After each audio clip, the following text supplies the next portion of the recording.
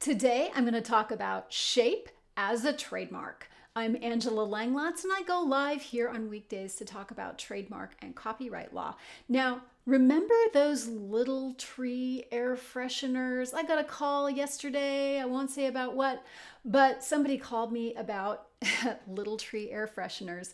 And I remember these because they used to hang from the rear view mirror of my aunt's car when I was a kid. So I got to thinking about the Little Tree air freshener, and I wondered, as I often do, whether or not Little Tree actually had a registered trademark for the shape of a tree for air fresheners. So I went and I had a look. Now, for those of you who don't know, I'm going to switch screens and I'm going to show you what a Little Tree air freshener looks like. If you haven't seen one, here they are in all their glory. And it just so happens that the shape, actually, it's little trees, not little tree.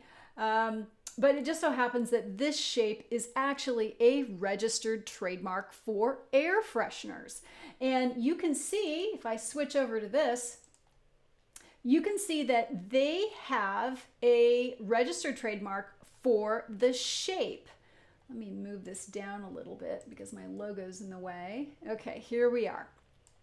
So you can see here that this is a design plus words. The words are Little Trees since 1952, so that is part of their trademark. But what's also protected here is the actual shape of the product itself. So you can see it's a design plus words. So those are the words, Little Trees since 1952, but then the shape is evergreens. You know, they have these design codes for these shape trademarks, and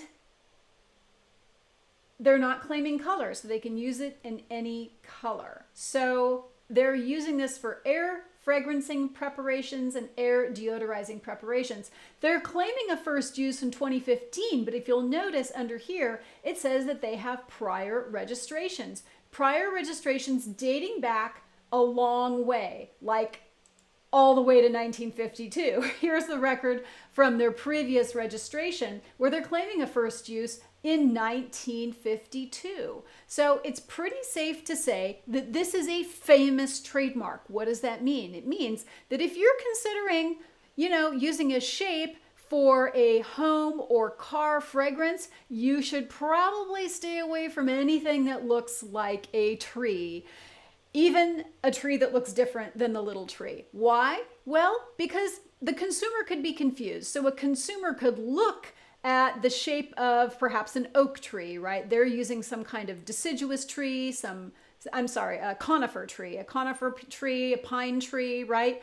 So some naughty infringer might get creative and say, well, hey, why don't I make one that looks like a deciduous tree? I'll make it look like an oak.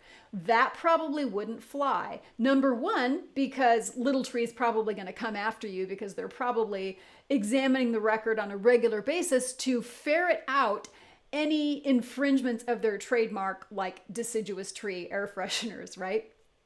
Number two, the mark is famous. So famous marks get extra protection because people try to knock them off a lot. So when it comes to famous marks, I recommend that everybody stay far, far away from them because these big companies are aggressively enforcing their exclusive right to these trademarks, and they will use litigation or threat of litigation to extract compliance and cessation of the use from any naughty infringers who happen to be out there. So that's shape as a trademark.